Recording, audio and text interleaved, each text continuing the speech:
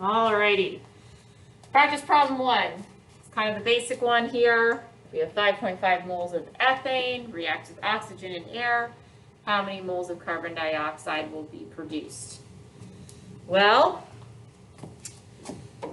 look for the the context clues. We have moles of ethane, and we have moles of carbon. So how many steps is this one going to take? How many steps do we need to make this problem work? When it's mole to mole. Just one, and all we need is our mole ratio. Very good. So starting here with our 5.5 moles of the C2H6. And we're just going to go over here to moles of carbon dioxide. So from here all the way over there. Moles CO2.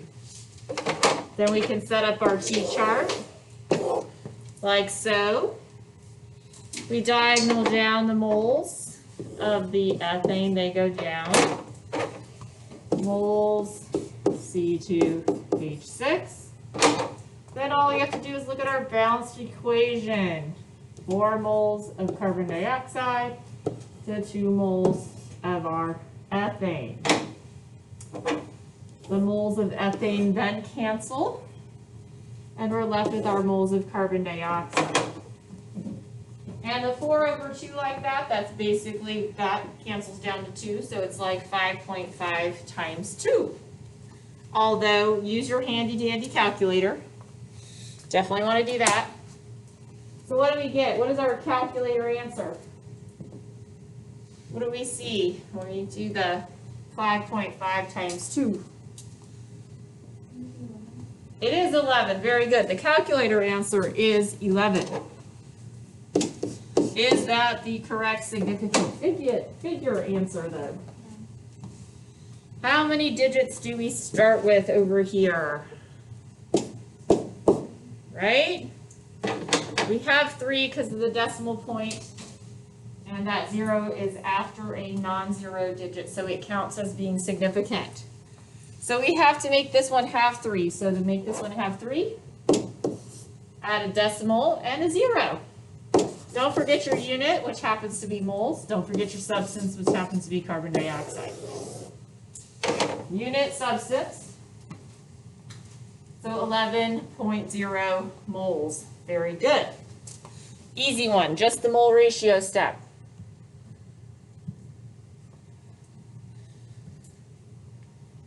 Now let's look at this one.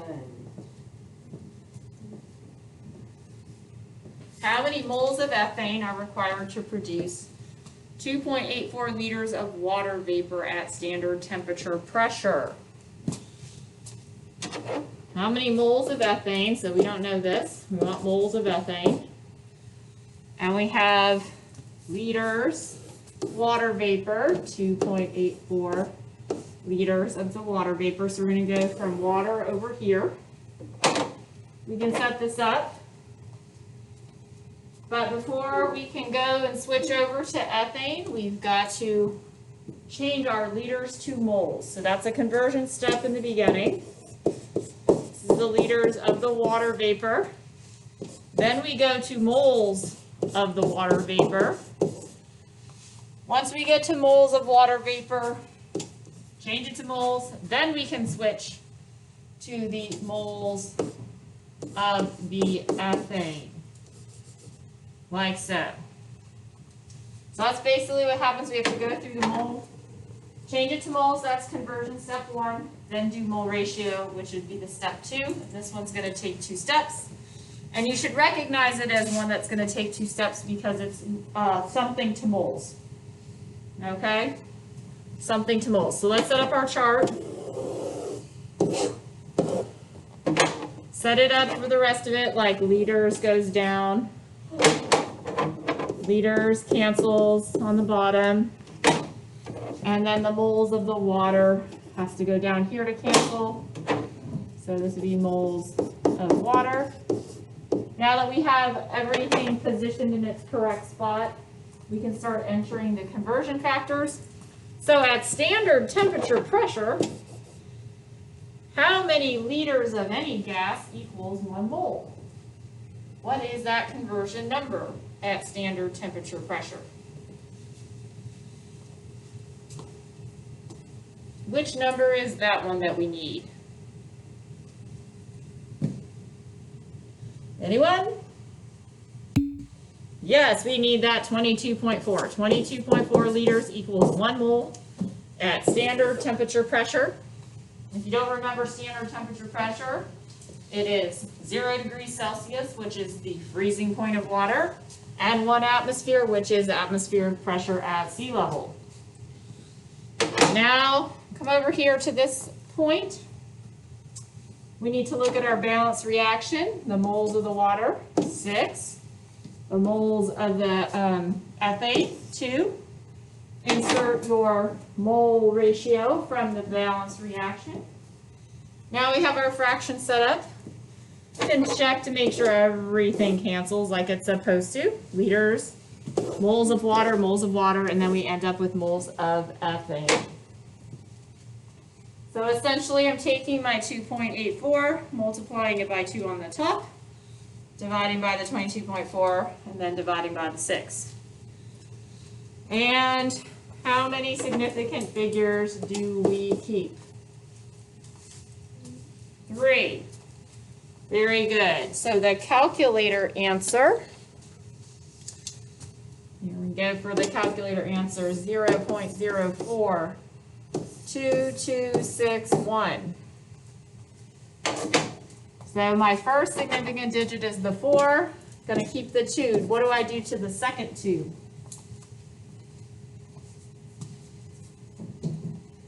What am I going to do to the second 2? Going to wrap it up. Thank you. Make it a 3. So 0.0423 moles. Don't forget unit. Don't forget substance. Ethane. Final answer. Exactly right.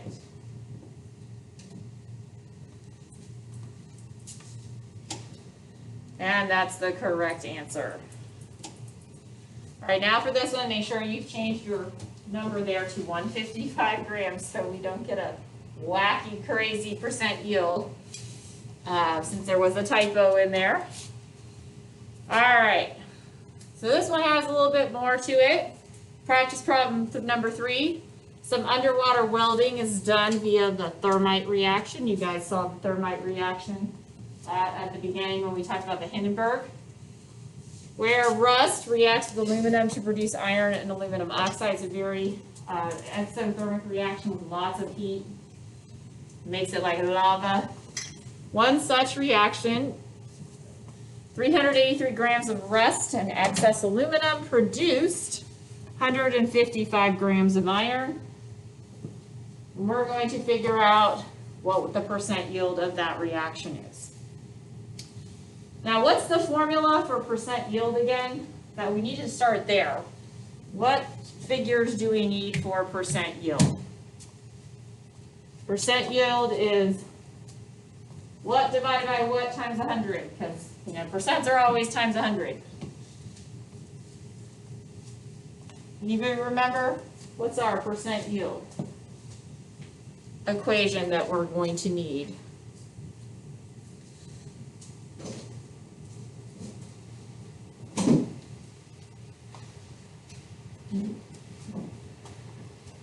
Anyone? Percent yield?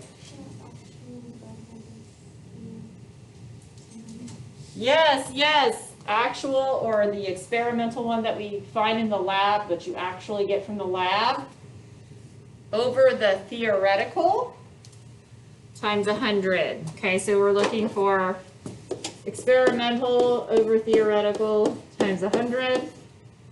That's going to give us our percent yield. Very good. Now, which value does it give us in the problem? The experimental, the one that you find in the lab, that's the actual amount found in the lab, or the theoretical? And what is that value? Which one do they give us in the problem?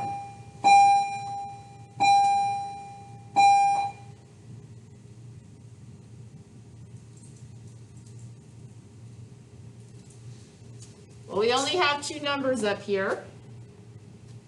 We have the 383 grams of rust, and we have the 155 grams of iron. Which one is part of the percent yield equation that we need?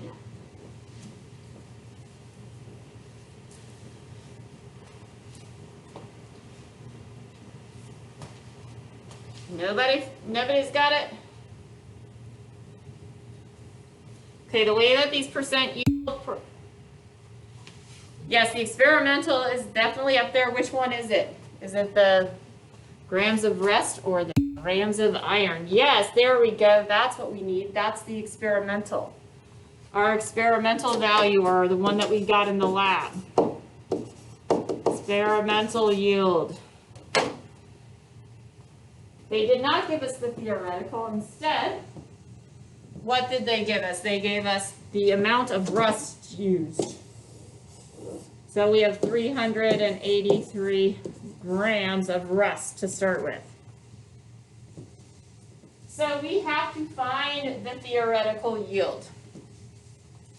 And we always find the theoretical yield by doing stoichiometry. So since they told us it produced a certain amount of grams of iron, that's what I'm going to work to. Figure out the grams of iron that could have possibly been made if every condition was perfect. All right, so this is a grams to grams. This is a something to something. That means it's going to take how many steps? How many different fractions in our T-chart? Grams to grams always takes how many steps? We have to change grams to what first? Got to do grams to moles. Then we got to do what in the middle? Switch to what? Moles of the new substance. And then we've got to change those moles to back to grams. So this one takes 3. The conversion, then we have mole ratio, and then we have a conversion back to grams. So let's set that up. We have 383 grams of our rust, Fe2O3. Before we can do anything with that, we have to change it to moles. So we're going to do moles, Fe2O3. Then we change that over to our product that we want. But we can only go to moles using the mole ratio. And then from the moles of the iron, we can go to the grams of the iron. This is the basic setup here of our T-chart.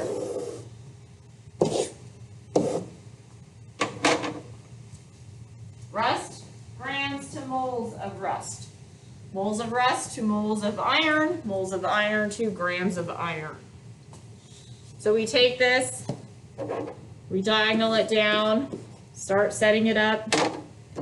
We get grams, Fe2O3. And then we take this one, the moles of Fe2, diagonal that down. And the moles of Fe2O3, like so.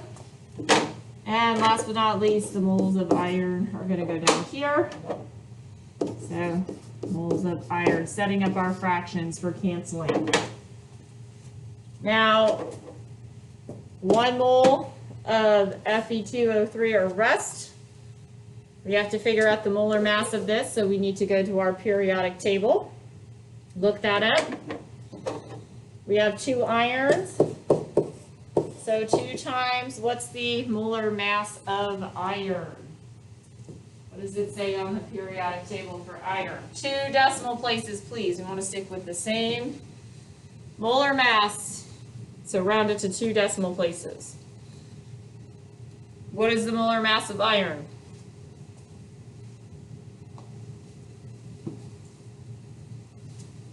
Anyone? Periodic table? Definitely need to reference that. Important stuff. Gotta look this stuff up. It is 55.85. Thank you. Very good. Now we have the 3 oxygens here. So O, we have 3 times what? What's oxygen? Hopefully you have this one memorized by now. Anybody? What number is oxygen always? Its molar mass, 16, good. So add this up.